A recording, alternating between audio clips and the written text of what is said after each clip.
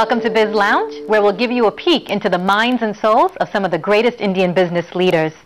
Now, at some point or another, most of us have probably owned a cell phone made by Nokia. And while there's been a lot of news surrounding the company these days, today we're looking at Shiv Kumar, not just the man who leads Nokia across some 90 countries, but also the guy who enjoys a good book and indulges in a good game of golf. Shiv, thanks for joining us. Thank you. My pleasure. Before we speak to him, let's take a look at some leadership qualities that help Shiv keep his company mobile.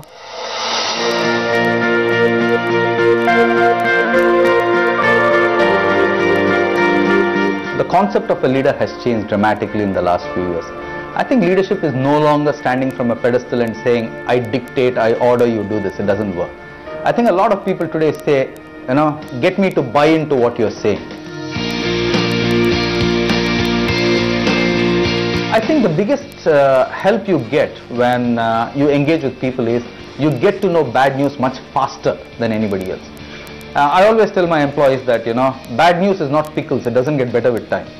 So it's best is put the beast on the table and then we can all resolve it.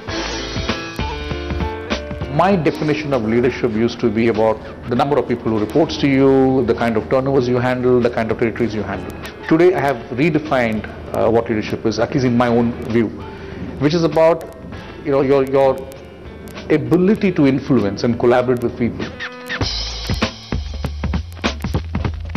What employees look for in leaders today is a recognition that they exist and they're contributing something. And I think it's a leader's job to acknowledge that all the time. And at the end of the day, a title is given by a company. But leadership, that title is given by the people in the company. This is one of my favorite quotes. I'm a great Manchester United fan. And this quote says, at United we strive for perfection, and if we fail, then we might just have to settle for excellence. That's a philosophy I try to imbibe in all the people who work with me, and that's a philosophy I try to hold for myself also. I think as more and more organizations are becoming matrixed, I think the need for deep collaboration and ensuring that you have a leadership style which is not hierarchical, I think that's the kind of style which will win for people in the long run.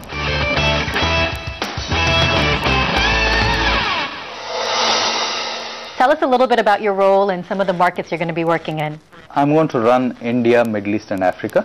That's a large tract of land. Yeah, it's got a huge number of countries. Africa alone has 55 countries. There are a lot of similarities between India and Africa. Population, they're roughly similar population, 1.3 billion, 1.2 billion. Similar GDP per capita, about 1,100 to 1,200. In terms of telecom, both big prepaid markets, 93 to 95% prepaid markets, low ARPUs, completely open distribution. In terms of consumers, very young cultures. India average age 25-26, Africa average age 23. Africa passions music, movies, football. India passions music, movies, cricket. So there are lots of things which are similar. So Nokia continues to face challenges in the market, which happened primarily because of the dual SIM market and weak contenders to the iPhone and the Android phones. Would you say that Nokia became complacent? I wouldn't say that. I think the technology sector is a brutal sector where you have to be leading all the time. And some of the things which you try and lead don't work. Some of the things you lead work. For example, we were the first to see the smartphones. Then the touch factor is something which moved beyond us. That's okay. Some you miss, some you gain. We've caught up, and that's what's important. So Nokia did catch up with the Asha series in the dual SIM market, but is it true that Nokia didn't believe that the dual SIM phone was a necessary addition to its portfolio in India? Is that true? That's not true. I wouldn't say that. At least I cannot say that, because I remember way back in 2008, when we were just looking at the markets, I had actually thought that triple SIM would be a big thing. Okay, it ended at dual SIM. Okay, and our hypothesis was based on the number of operators who are coming in and the price was which would result. Okay, somehow consumers have come to the fact that they don't want a triple SIM phone. A dual SIM is just good enough, and they're happy to carry 6 SIM cards or 5 SIM cards with them. So why did you choose a Microsoft platform for the Lumia rather than the more popular Android platform, which also has a larger market share? I think the Nokia board was very clear that we wanted to build a third ecosystem. Okay, the other ecosystems having been in the marketplace already, and the best partnership that we could ensure would be a very strong and let's take good ecosystem was with the Microsoft Windows platform. The Lumia has gotten some great reviews, but there are a lot of people saying that there's just too much stiff competition with the iPhone and Android devices. So do you think that there's room for this third ecosystem? You know, the cell phone business has always had stiff competition, not just today. So even if you go back 10 years, okay, you had the Panasonics of this world, you had the Philips of this world, you had the BenQs of this world, you had the Siemens of this world, pretty big companies. Okay, so the cell phone business has always been hyper competitive, okay, and hyper innovative.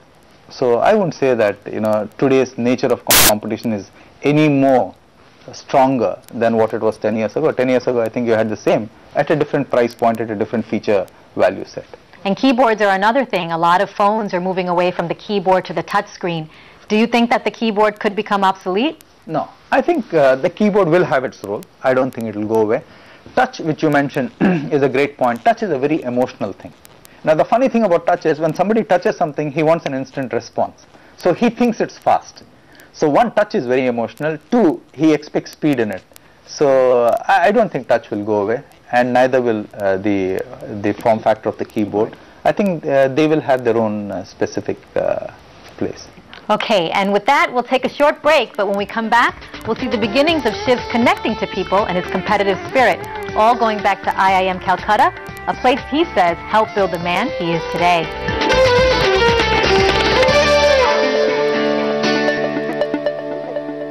Welcome back to Biz Lounge.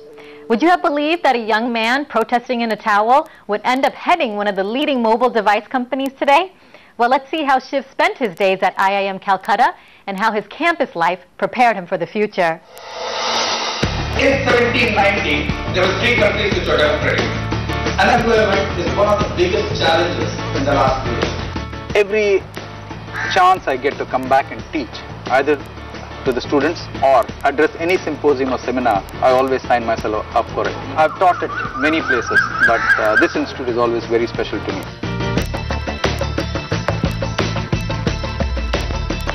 I remember some things we did in terms of also wanting to change things. Once, for example, there was a big water shortage on campus, and administration at that time was taking a response to it.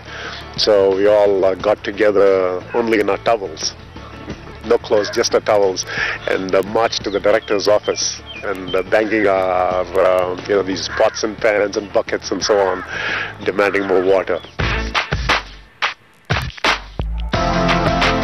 This is where I used to stay in my first year. This is the badminton court where people used to play, and that's where people used to have some tea, coffee. But the interesting thing was, once a month, this would change into a movie theater, an outdoor movie theater. And there'd be a projection here and the screen was there.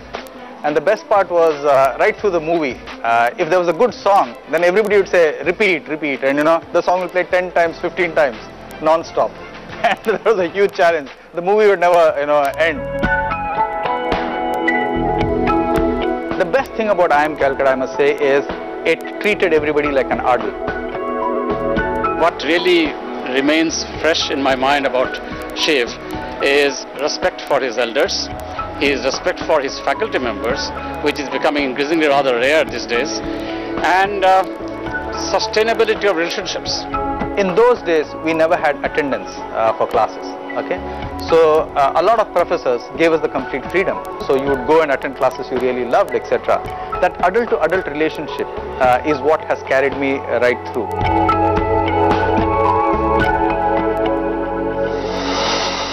Protesting in a towel back at IIM, and I wanted to get pictures, but I couldn't.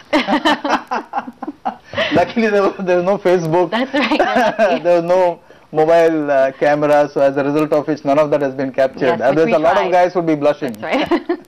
Tell us how Nokia happened for you. It was interesting. Nokia was looking for someone who had an experience of brands, retail, and also something to do with consumer durables. If you look at that definition of what Nokia was looking for, I think there were about 6 guys in this country who fit that bill, in a sense, if that was the strictest definition. We went through a very lengthy process. I had 11 interviews before I got selected for the job. So I think they really, sussed me out over 11 interviews. Yeah, the whole process took about 2 months. And finally, they sent me the offer saying, okay. And Bimal Rath was the HR director of Nokia here. They sent me the offer, and within 24 hours, I got a phone call at home saying, okay, what have you made up your mind? So I was absolutely surprised. I thought, okay, I'll look at the offer, think about it, talk about it, etc. And I said, oh, is the answer due immediately? They said, yeah, we'd like to know because, we want to start doing this. So then I spoke to Bimal and said, Bimal, is this the best offer on the table? He said, yes, Shiv, it's a good offer. So I said, okay, take it as the answer is yes, close. That's it. Wow. That's how it is. That's great. Because I've never worked. Negotiating, no nothing, huh? Absolutely. That's an important point. Right through my career, there are two things I've never known. The first one is I've never known what my salary is. I've never worked for money. So I get a little surprised when people put money up front. For me, if you're good, money will come. Okay, but if you have money, you need not necessarily be good. That's the first one. The second one I've never known in any office I've worked, right through my career, is what are the office timings. They never mattered to me.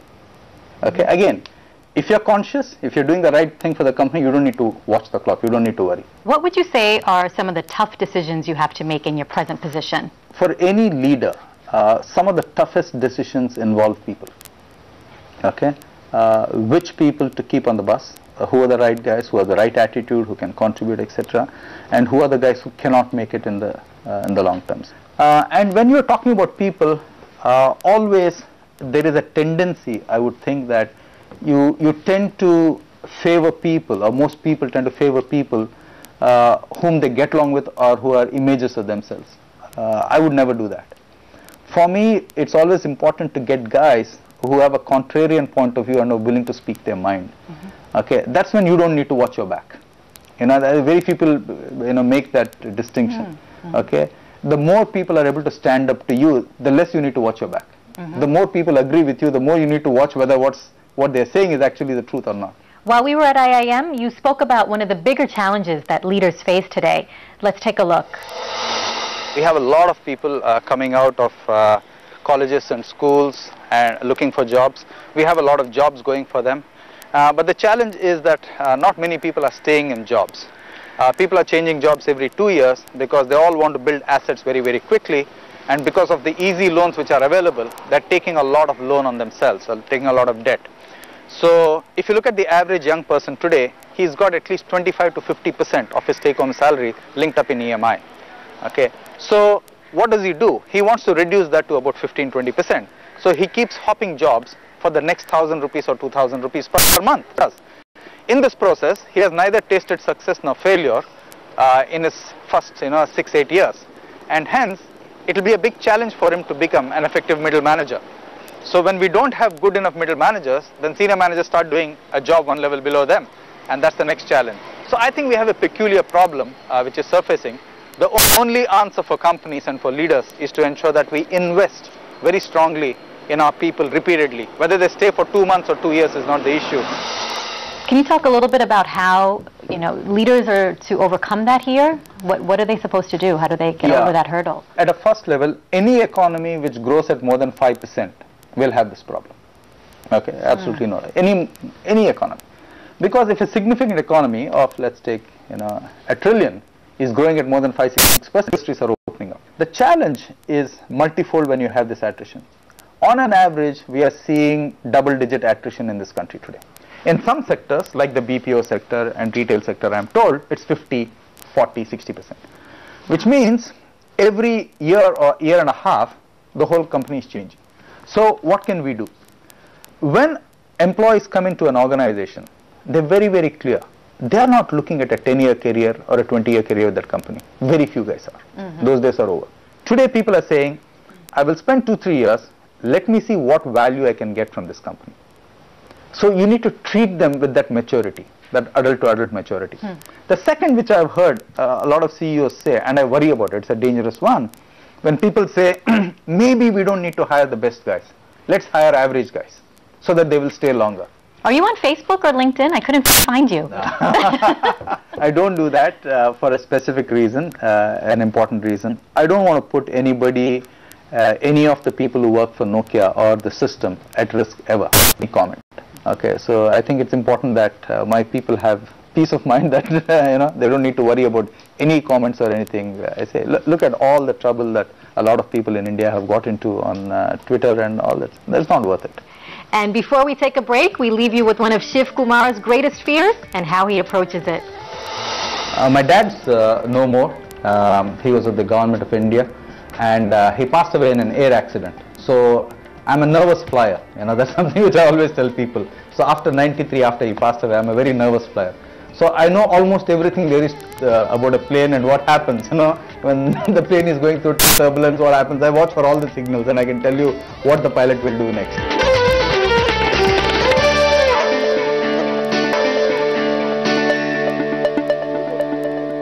Welcome back to Biz Lounge. So Shiv, more things about you. We know you start your day at 5:30 in the morning.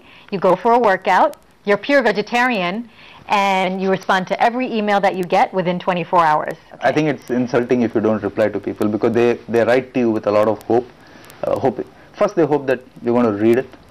Second, they hope that they get a thanks or a great or something back from you, that you acknowledged it. I think it's important to keep in touch. And you love reading books and sharing them with your employees. So we had a chance to speak to your employees to find out what they really think about you. Let's take a look.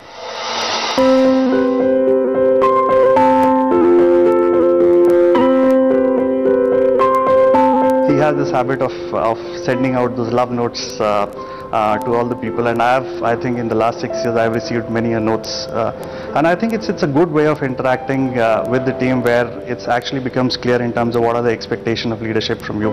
Sometimes it's personal, sometimes it's about work.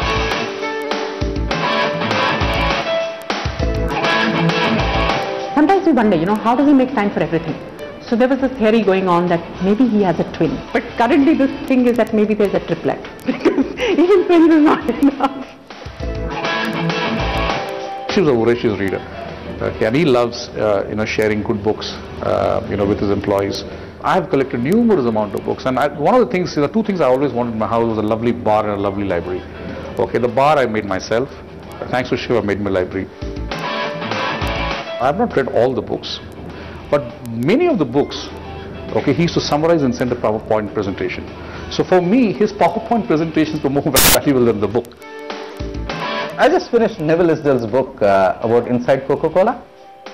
I think, there's a very important lesson he points out, specifically about Indian CEOs, etc. Indian CEOs, when they get a foreign visitor, they try to drum up a whole razzmatazz, etc.